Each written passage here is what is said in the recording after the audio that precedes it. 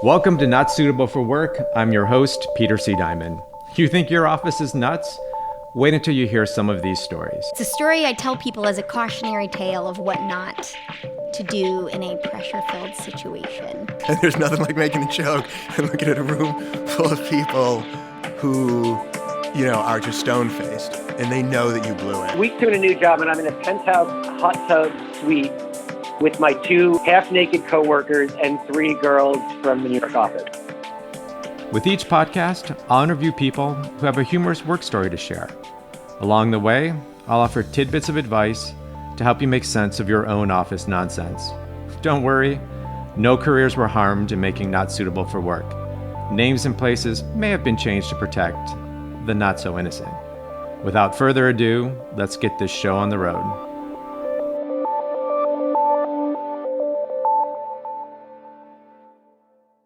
Today's guest worked as an administrative assistant to C-suite executives for nearly 15 years in the advertising industry. I happen to know her in that capacity and would marvel at how she was able to effortlessly manage the sea change of emotions that swirled around her on a daily basis. She was unflappable and had an incredible knack of being able to put Mr., Mrs., or Ms. C-suite executive in their place without threatening them, demeaning them, or sending them into a rage of fury. Most of this I witnessed from afar, but somehow I don't see her taking too much gruff from anyone, whether your title starts with a C or not. She is cool as a cucumber. But all this made me wonder, what type of training did she have to prepare her for handling a myriad of challenging personalities and absurd requests in an industry that has few, if any, boundaries? Did she consult the secret society of executive assistants who meet in clandestine locations?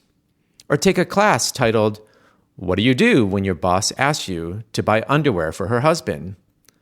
Or did she look for coping strategies in movies such as 9 to 5, The Devil Wears Prada, or Working Girl? Well, my friends, the answer is D, none of the above.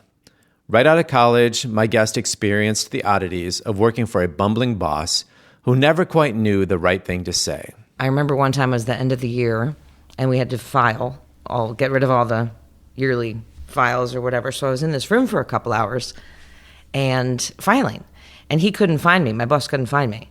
So he finally ducked his head in there and saw me. I'd been there for hours, and he was like, "Oh, there you are. I've been looking all over for you. I thought you'd been on the crown this whole time."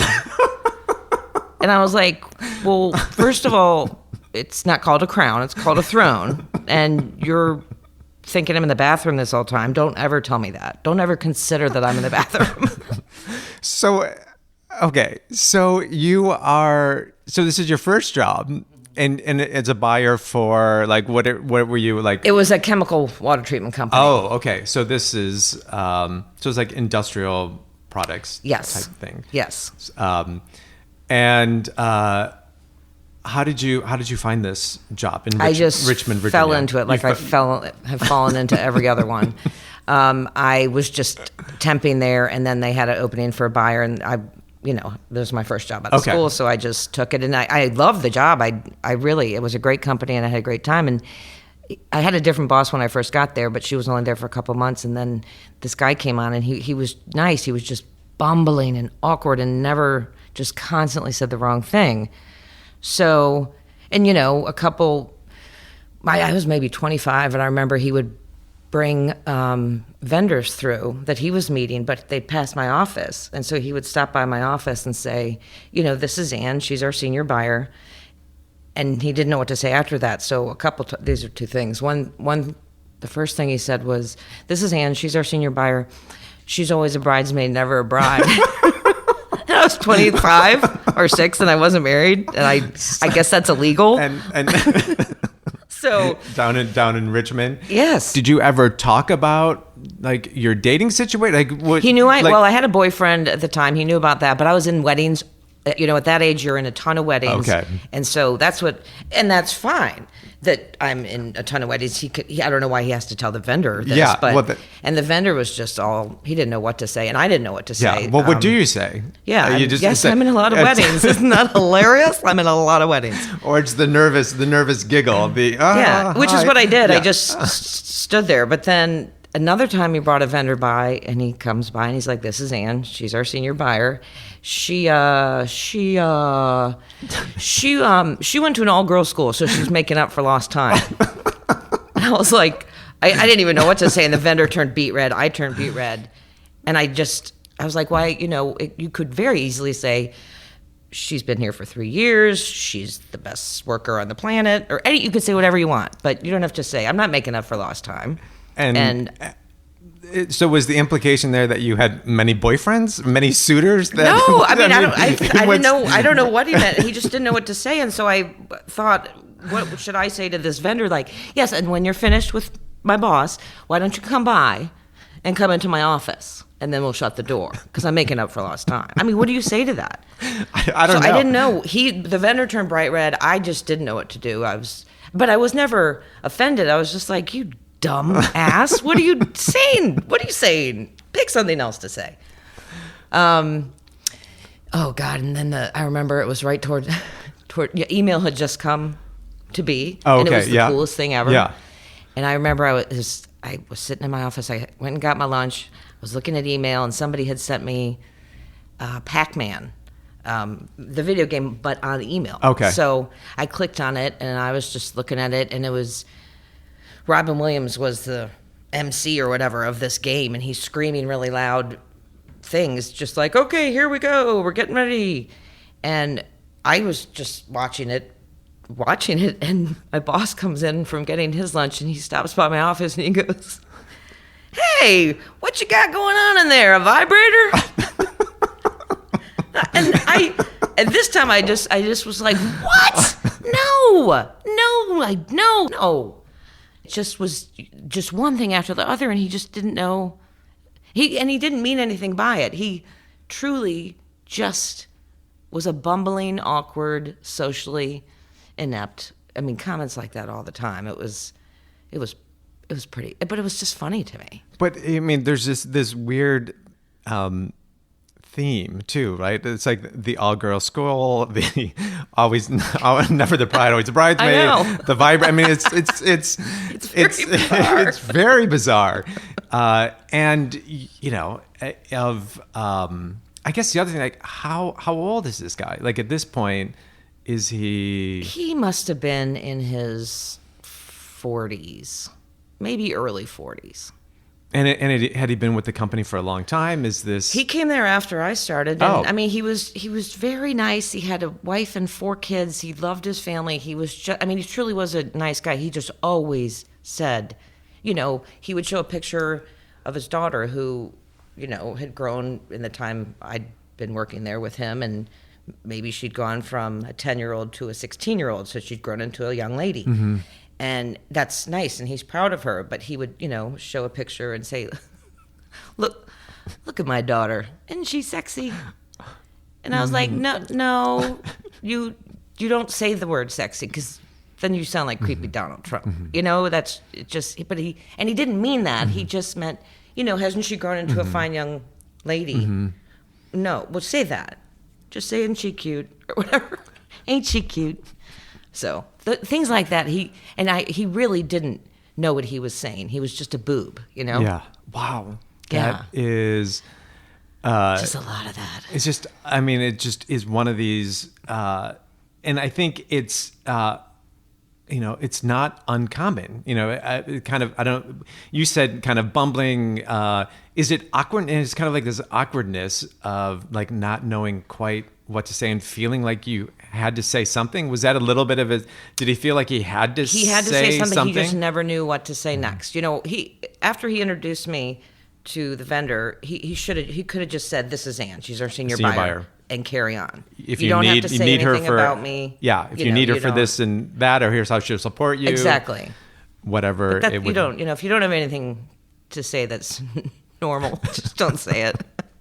And was this part of his MO with everybody? Was this No, the- I mean, well, I don't know that I'm sure he did do it to everybody. He was known as just like this bumbling fool, but very kind. And he did get in trouble towards the end of my being there. I remember.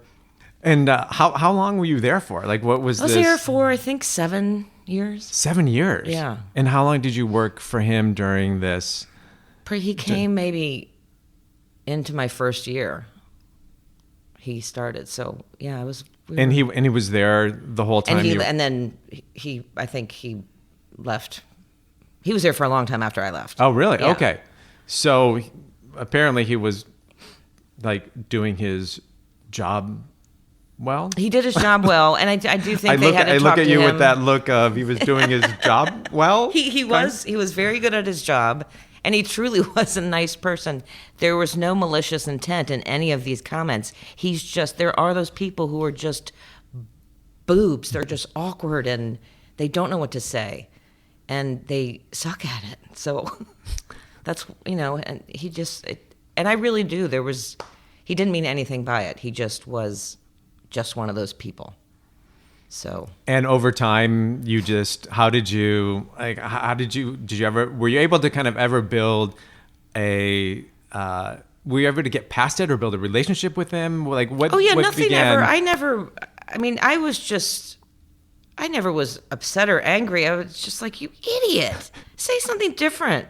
I mean, I'm 25 and I know what to say better than you do. So, but it never pissed me off. I just thought I had to laugh. And then it's been so many years now that, it's hilarious to me that he said these things. And I wasn't stupid like, this is harassment. But, the vibrator thing was a little odd, but it was just like, dude, no, it's Robert Williams. It's a Pac-Man game. Where are you getting this stuff? So, he was just out in left field. So it just cracks me up. Yeah. And did any of it, I guess kind of moving past that, anything else that continued to kind of show up either in positions after that were any other notable kind of remarks to share with our listeners of after anything that stands out? I heard a lot of things when we worked together, but nothing.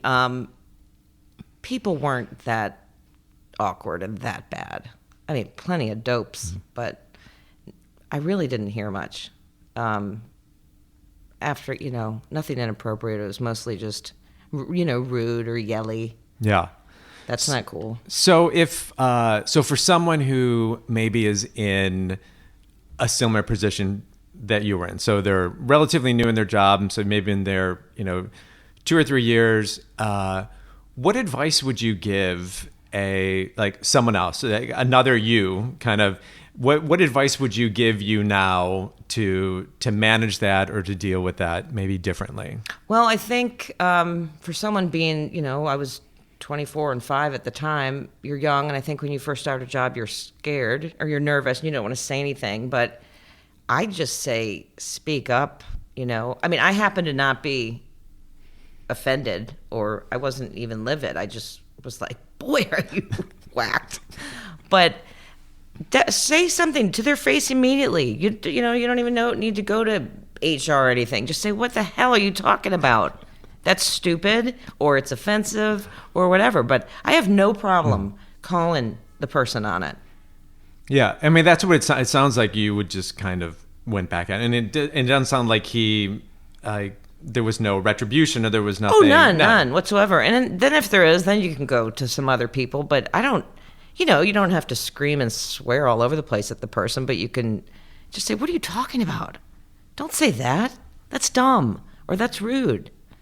Yeah, no, it's great. So I think that is some good advice for folks to maybe just help, maybe even just shock that, bring that person back into reality. Immediately. If they've kind of lost their own way or their own sense, that maybe just be shock them back to be like, oh, okay, yes, you're right. That probably is not appropriate. Right.